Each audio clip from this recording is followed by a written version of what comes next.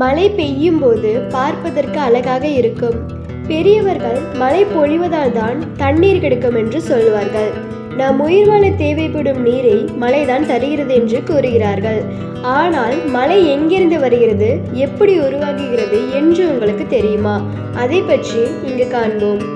மழை பெய்வதற்கு முக்கிய காரணமாக இருப்பது மேகங்கள் என்று கூறலாம். காற்று நீராவியால் நிரப்பப்படும் போதுதான் மேகங்கள் உருவாகின்றன.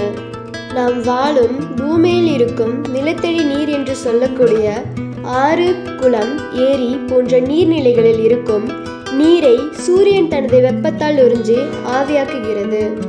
அப்படி சூரியன் வெப்பத்தால் உறிஞ்சி ஆவியாக்கும் நீரை நீராவியாக்கி மேகங்களில் சேர்க்கிறது.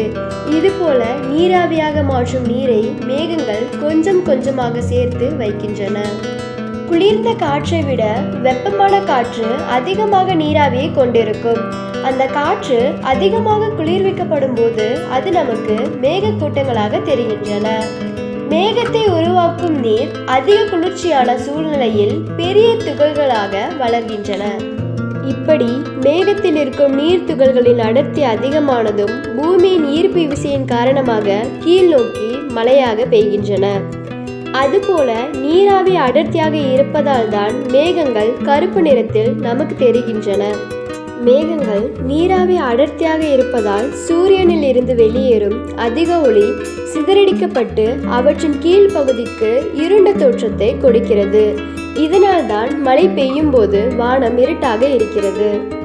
அதுபோல எல்லா மேகங்களும் நீரை சேர்த்து வைப்பதில்லை. அதிகளவு நீரை சேர்த்து வைக்கும் மேகங்கள் மட்டும்தான் நமக்கு மழை பொழிகின்றன.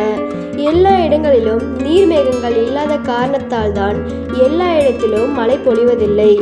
இதனால் தான் மழை ஒரே நேரத்தில் எல்லா இடங்களிலும்